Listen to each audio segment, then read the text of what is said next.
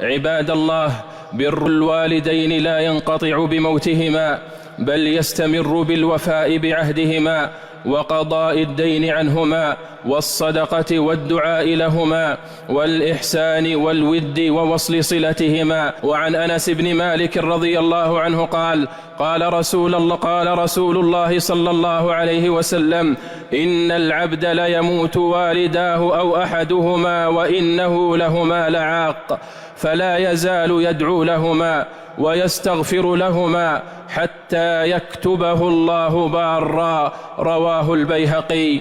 عباد الله، عقوق الوالدين ذنب عظيم شؤمه وخيم وعاقبته عذاب الجحيم، ولا يدخل الجنة عاق لوالديه، ولا ينظر الله إليه يوم القيامة، ولعن الله من عق والديه.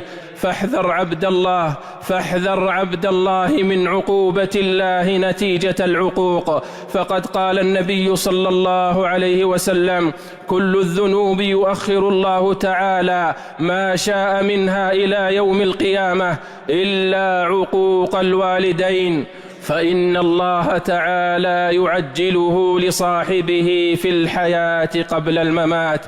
رواه الحاكم.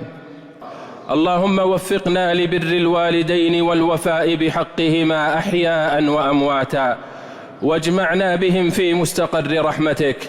اللهم ارض عنا وعنهم، وارزقنا رضاهم، وجازهم عنا أحسن الجزاء، واجعل لنا ولهم من الباقيات الصالحات أوفر حظ ونصيب برحمتك يا أرحم الراحمين.